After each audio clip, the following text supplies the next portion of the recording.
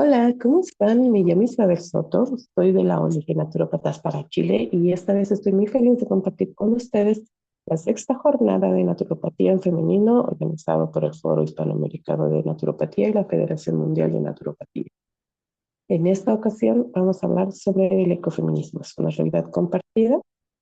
Tenemos que empezar diciendo que ¿qué es el ecofeminismo, no? Entonces, como una introducción, podemos decir que en un mundo marcado por las crisis ambientales y la desigualdad de género, el ecofeminismo surge como una perspectiva crítica que tiene una lucha feminista en defensa del medio ambiente.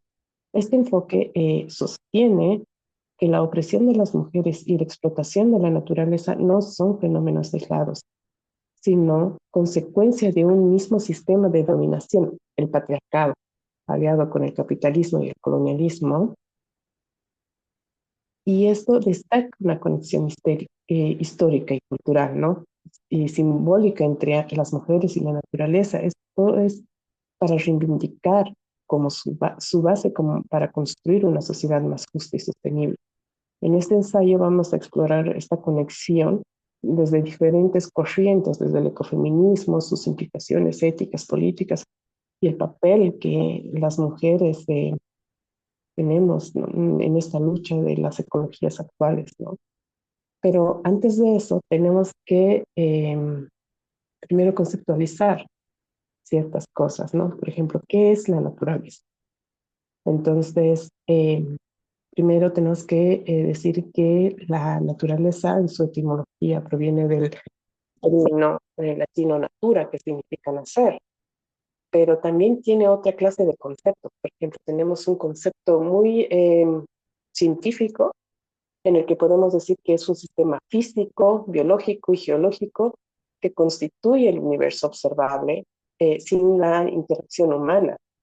También tenemos un concepto filosófico en donde podemos decir que es lo no artificial, eh, que es existente independiente a la creación humana, que es una entidad sagrada o fuente de armonía y sabiduría intrínseca, que somos parte de ella, ¿no? Y no somos sus dueños. Y por último, lo que nosotros vemos como personas, la percepción humana, podemos decir que es una fuente de recursos, es una fuente de inspiración, de estética, que despierta un asombro y reflexión, eh, y finalmente es un referente ético como un modelo de un equilibrio y adaptación y resiliencia, ¿no? La existencia de la actividad humana siempre estuvo determinada por la naturaleza, cubriendo diferentes necesidades a lo largo de la historia y de la especie, ¿no? Pero a medida de que ha ido pasando el tiempo, este camino como que se fue bifurcando, ¿no?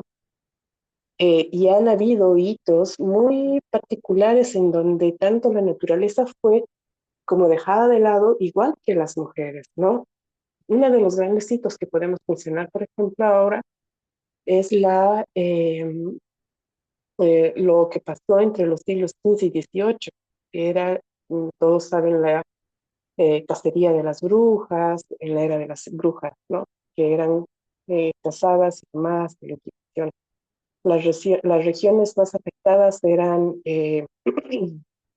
Alemania, Suiza, Francia, las Islas Británicas, varias colonias de Estados Unidos. Se estima que entre 40 y 60 mil personas, o sea, entre 40 mil y 60 mil personas fueron ejecutadas por brujería. Hay casos muy conocidos, como por ejemplo el tema de en Estados Unidos en 1692, perdón, el caso de las brujas de Salem, en donde 20 personas fueron ejecutadas y 14 fueron mujeres, varias acusadas porque eran curanderas y que usaban, por ejemplo, belladona o danturia para aliviar dolores. Tenemos las brujas en España en 1609 a 1611, los de Sugarramurdi, eh, en donde 11 mujeres fueron quemadas, llevadas al Tribunal de la Inquisición, acusadas de usar hongos de cornezuelo y de hipérico. También tenemos en Italia las Befane, las clásicas Befanes que regalaban infusiones de manzanilla y tilo.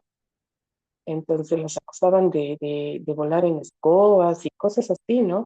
Las parteras de Lyon en Francia en el siglo XVI fueron ejecutadas por usar artemisa y azafrán para tener los partos seguros. Y la iglesia consideraba que el dolor en el parto era un castigo divino, y que intervenir ese proceso era una herejía, ¿no? Entonces, la persecución de las mujeres por el conocimiento de la medicina natural estaba ligada al control patriarcal de los cuerpos y la naturaleza. Y estas mujeres, si bien dominaban esos conceptos de herbolaria y conocían los principios activos y los efectos que tiene en el cuerpo, la religión lo utilizó con otros pretextos, ¿no? Podemos decir, por ejemplo, que el tema aquí tenemos algunas plantas, por ejemplo, la belladona, que se usaba como un analgésico dilatador y se utilizaba en cirugías medievales, pero en la Inquisición eran perseguidas porque decían que eran pócimas del diablo, por sus efectos alucinógenos, ¿no? La artemisa, que es un regulador menstrual, que usaban las parteras, se les decían que las usaban para robar bebés. También tenemos, por ejemplo, la mandrágora, que era un analgésico afrodisíaco, pero como la raíz es tan particular, decían que se relacionaba con ritos satánicos, ¿no? El hipérico, ni qué decir, es una de las hierbas más perseguidas, ¿no? Entonces, es así como a medida de que va pasando el tiempo, esos conocimientos eh, fueron muy perseguidos y las mujeres muy condenadas, ¿no? Otro hito que podemos decir es el tema de la revolución industrial. ¿Qué pasó en la revolución industrial? Tenemos que decir que la migración masiva de la mujer agrícola a la fábrica ha generado que su realidad eh, que su realidad se basara en horarios de hasta 12 horas de trabajo diario. Los salarios eran significativamente bajos, más que sus homólogos masculinos, las condiciones peligrosas, insalubres, la falta de regulamentación gubernamental significaba que no existían estándares de seguridad, resultando en accidentes frecuentes y enfermedades laborales. Las obreras, sabíamos, o sea, se sabe que vivían con el miedo constante de perder su trabajo, lo que limitaba su capacidad para exigir mejoras en sus condiciones. Además, a menudo eran víctimas de abuso por parte de sus empleadores, enfrentando una total desigualdad de poder estar en un entorno donde el trabajo era imperativo y de la supervivencia económica de sus familias, ¿no? Eso por un lado. Por otro lado, también tenemos la explotación de los recursos naturales en la revolución industrial, que aumentó drásticamente para sostener el crecimiento industrial y económico. Este proceso tuvo consecuencias profundas en el medio ambiente y en las sociedades humanas. La explotación de recursos naturales en la revolución industrial estuvo principalmente en la minería, porque el carbón fue la principal fuente de energía que se utilizó especialmente para fabricar maquinaria, herramientas, vías férreas, estructuras, aumentó la extracción de minerales metálicos, lo que degradó los suelos del ecosistema, ¿no? La tierra, la agricultura, se produjo la llamada revolución agrícola, paralela a la revolución industrial, en donde se ampliaron las tierras de cultivo para alimentar a las poblaciones urbanas que iban creciendo, ¿no? Y los asentamientos.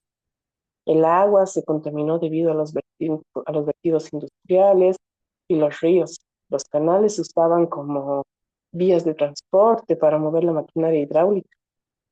Los bosques fueron talados para la explotación de grandes cantidades de madera, para combustibles, un espacio para hacer fábricas.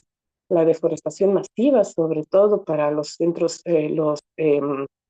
urbanos que se iban creando, ¿no? O sea, la consecuencia ambiental, la contaminación del aire y del agua, la pérdida de la biodiversidad, por la destrucción de los hábitats, el inicio del cambio climático, aumentó las emisiones de dióxido de carbono y la alteración de los ciclos menstruales, perdón, de los ciclos naturales y paisajes, ¿no? O sea, la revolución marcó un inicio de una explotación intensiva, acelerada y sistemática de los recursos naturales, sentando las bases de un modelo industrial actual, pero también de muchas crisis ambientales que enfrentamos hoy en día, ¿no? Entonces, el ecofeminismo. Llegamos acá. Aunque las mujeres tradicionalmente han estado conectadas con la tierra y su defensa, no es hasta en la década de 1970 cuando la francesa Franco Dubon acuña el término ecofeminismo en su ensayo de El feminismo a la muerte.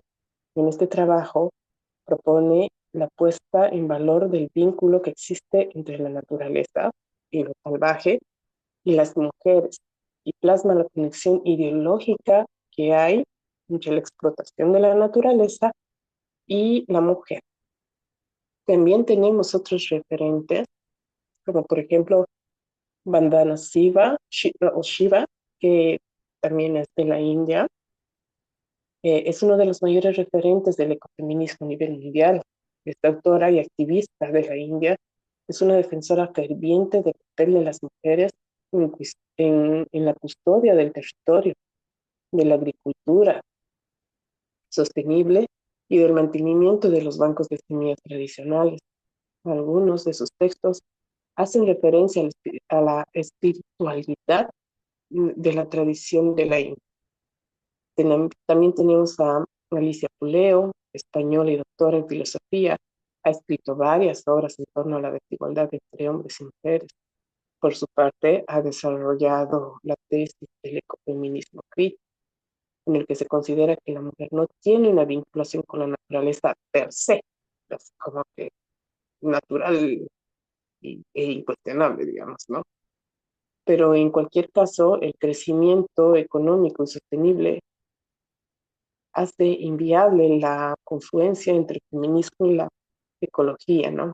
También tenemos a Yayo Herrero, que es una antropóloga española que ha sido coordinadora de ecologistas en acción en España, ha participado en numerosas iniciativas sociales vinculadas con el ecofeminismo y sostiene la imposibilidad de un crecimiento capitalista en un mundo con recursos finitos, que además precariza e invisibiliza los trabajos que hacen posible el mantener de la vida humana, el mantenimiento de la vida humana, ¿no? Como la producción agrícola o el trabajo reproductivo, y propone una transición hacia un modelo ecológico sustentable y económico sustentable, ¿no? Entonces, la relación, vamos viendo. ¿Qué pasa? Decimos que entonces la relación de la naturaleza con las mujeres es un vínculo natural o es un vínculo socialmente construido. El ecofeminismo aborda dos grandes perspectivas. Una es más existencialista y la otra es más constructivista. Desde el enfoque esencialista, se afirma que las mujeres tienen una relación especial con la naturaleza por razones biológicas y simbólicas, como su capacidad de gestar, de nutrir, de cuidar, la clásica, la diversidad de la naturaleza, ¿no? Esta conexión, lejos de ser vista como una limitación, es reivindicativa, como una fuente de poder, sabiduría y espiritualidad. Ejemplos de esta visión se pueden encontrar en culturas ancestrales que veneran a la madre tierra o en movimientos espirituales contemporáneos que rinden culto a lo femenino como el principio de vida. Sin embargo, por el otro lado, el ecofeminismo constructivista advierte sobre los peligros de romantizar este vínculo. Para la corriente, la asociación entre las mujeres y la naturaleza ha sido históricamente utilizada para justificar la subordinación de ambas, al representar a las mujeres como más cercanas a lo natural y a lo emocional. Las ha excluido de los espacios de poder, considerando racionales y masculinos, ¿no? Por eso esta corriente propone desmontar las estructuras sociales, económicas y culturales que han perpetuado esta relación desigual. Vámonos por la ética del cuidado y la sostenibilidad de la vida. Uno de los aportes importantes del ecofeminismo es la propuesta de una ética del cuidado, centrada en la interdependencia entre todos los seres vivos. Frente a la lógica dominante del dominio, la competencia y el consumo el ecofeminismo plantea un modelo basado en el cuidado de los cuerpos, de la comunidad y del planeta. Este modelo no solo busca la equidad de género, sino también la sostenibilidad de la vida misma. Desde esta ética se pone en el centro la reproducción de la vida, muchas veces invisibilizada por los sistemas económicos. Activista como Yayo Herrero ha señalado que el capitalismo se sostiene gracias al trabajo del cuidado no remunerado, realizado mayormente por las mujeres, y la explotación ilimitada de los recursos naturales.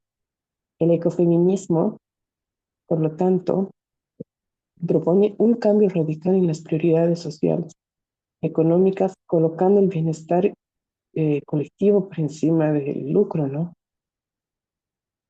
Y las mujeres como protagonistas de la resistencia ecológica, porque a lo largo del mundo las mujeres han estado en primera línea en la defensa del medio ambiente. Los movimientos indígenas, campesinos y comunitarios liderados por mujeres han enfrentado megaproyectos extractivos, la deforestación, la contaminación del agua, el despojo de las tierras. En la India, eh, nuestra activista Nana Shiva, por ejemplo, ha denunciado cómo la agricultura industrial amenaza la biodiversidad y la soberanía alimentaria, promoviendo en su lugar modelos agroecológicos basados en los saberes tradicionales. En América Latina, mujeres de los pueblos originarios y rurales han desempeñado un papel crucial en la defensa de sus territorios. Su lucha no solo es ecológica, sino también cultural, espiritual y de género. Podemos ver, por ejemplo, aquí en las fotografías que les envío de las marchas de las mujeres de Chiapas o los movimientos mapuches aquí en Chile, ¿no? Estas resistencias, la conexión con la tierra, no es una metáfora, sino una forma concreta de vida, de memoria y de futuro. También tenemos un ejemplo grande en Bolivia, donde se hizo la gran marcha del TICNIS para proteger una reserva forestal, un parque nacional que querían prácticamente dividirlo en dos con caminos, ¿no? Eh, bien, para Miles y Shiva, la dominación de la naturaleza, la explotación de las mujeres y la colonización de los pueblos del sur están interconectadas históricamente, ¿no? Un dato interesante, por ejemplo, el 90% de la mano de obra de temporeros aquí en Chile es netamente femenino. Entonces, vemos cómo es la mujer todavía la que se encarga en esos aspectos aquí en el sur, ¿no? Vámonos a la explotación. El sistema patriarcal ha construido una jerarquía dualista: hombre-mujer, razón-naturaleza, civilización contra lo salvaje, que justifica el control del masculino sobre las mujeres y la naturaleza. El colonialismo y el capitalismo industrial han intensificado esta lógica al transformar la naturaleza en un recurso explotable y a las mujeres, especialmente las del sur global, en fuerza de trabajo barata y desvalorizada. Como les dije, por ejemplo, el, el 90% de la mano de temporeras acá son mujeres y están en unas condiciones muy paupérrimas de trabajo, ¿no? Y la economía invisibilizada del trabajo femenino y de la naturaleza.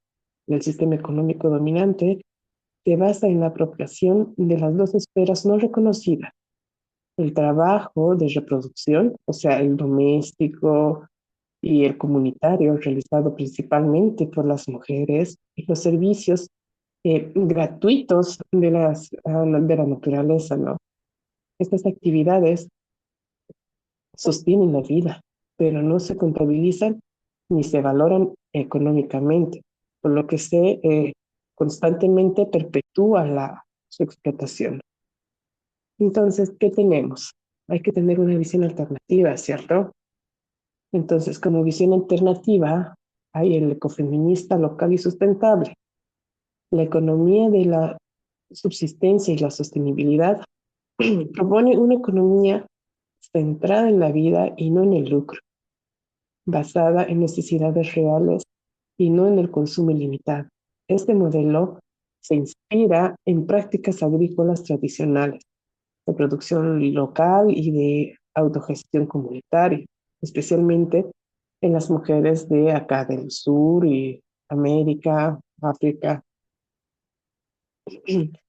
También tenemos la revalorización de los saberes locales y del cuerpo, que abogan por una recuperación de los conocimientos ancestrales, relacionales y prácticos, especialmente los conocimientos de las mujeres campesinas, curranderas, parteras, considerando que estos saberes respetan los ciclos de la vida y promueven la armonía en el entorno natural, ¿no? Y la relación no jerárquica entre estos seres humanos y la naturaleza, frente al paradigma de la dominación que proponen una ética del cuidado y la reciprocidad y el respeto hacia las formas de vida. La naturaleza no debe verse como un objeto, sino como sujeto, con valor intrínseco. En política, el cuidado y la autonomía y el ecofeminismo promueven una política centrada en el cuidado mutuo, la justicia ambiental y la autodeterminación de las comunidades. Rechaza tanto el asistencialismo estatal como el control de mercados sobre la vida cotidiana.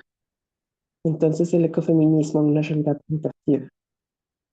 En conclusión, el ecofeminismo nos ofrece una mirada integral sobre las crisis actuales al vincular la destrucción ambiental con la desigualdad de género, a través de su crítica al sistema patriarcal y su propuesta de una ética de cuidado, nos invita a repensar nuestras relaciones con los demás, el planeta y a repensar con nosotras mismas, ya sea desde una perspectiva espiritual o política. La conexión femenina con la naturaleza aparece como un cambio de resistencia y transformación. En un contexto de colapso ecológico y social, escuchar las voces ecofeministas no es solamente una opción, sino es una necesidad urgente para imaginar futuros más justos y habitables. En un mundo donde el ritmo es acelerado y la desconexión domina, el ecofeminismo emerge no solo como una teoría, sino como un llamado ancestral. Recordarnos que lo femenino y lo natural son espejos de un mismo universo. No se trata únicamente de un movimiento político o ambiental, sino una invitación a mirar hacia adentro, ¿no? Y sanar la relación fracturada entre nuestro ser, la tierra y la salud integral. Lo femenino, más allá del género, es un principio cósmico, una creación, cuidado, ciclicidad y regeneración. La tierra da vida, nutre y sostiene. Al igual que los cuerpos menstruantes, fluyen con las lunas, como los senos se alimentan sin pedir nada a cambio. El ecofeminismo nos urge a honrar esta energía, no como debilidad, sino como poder radical. Cuando una mujer o cualquier ser se reconecta con su esencia salvaje, esa que sangra, esa que siente, esa que intuye, que recupera la brújula de su salud física y emocional. ¿Por qué duele tanto ver un bosque talado? ¿Por qué nos duele ver un río contaminado o un animal lastimado? Porque en el fondo somos eso que destruimos. El ecofeminismo revela que la explotación de la tierra y la opresión de lo femenino tiene una misma raíz, un sistema que desprecia lo vulnerable, lo cíclico, lo que no produce bajo lógicas de rendimiento. Si el planeta está enfermo, nosotros también estamos enfermos. La contaminación, los alimentos industrializados y el estrés crónico son síntomas de una misma herida. Habernos creído separados de la red de la vida, ¿no? Recuperar la salud individual y colectiva exige un reaprendizaje de lenguajes olvidados, escuchar el cuerpo como se escucha el rumor del río. Sus dolores no son errores, son mensajes. Honrar los ciclos menstruales, estacionales, emocionales, en lugar de forzar una productividad constante. Sanar con lo silvestre, ver las plantas medicinales, el barro de los pies, el aire no entrelatado en el gimnasio, ¿no? La medicina más antigua está en las raíces y rituales, no en pastillas de laboratorio. Y por último, quiero hacer una invitación a mirar hacia adentro para sanar hacia afuera. El ecofeminismo no pide solo activismos externos, clamar por una revolución íntima. Pregúntate, ¿cómo me hablo? ¿Con qué ternura me abrazo? ¿Abrazaría así a un árbol joven? ¿Qué consumo? ¿Qué alimento a mi cuerpo? ¿Con vida o con productos que también dañan la tierra, ¿no? ¿Dónde guardo mi dolor? ¿Lo oculto como se ocultan los residuos tóxicos o lo transformo en compost para hacer crecer vida? La cura está en el vínculo. Cuando sanas tu relación contigo, tu cuerpo, tu emocionalidad, tu espiritualidad, automáticamente sanas tu relación con lo natural, porque al fin y al cabo no somos parte del ecosistema, somos el ecosistema. Y volver a lo femenino es volver a casa. Y en ese regreso encontrarás que la salud es una meta, no es una meta, sino es el camino de vuelta a ti mismo.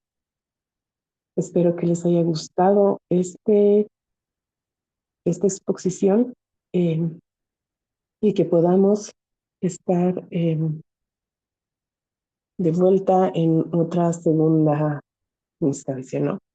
Muchas, muchas, muchas gracias.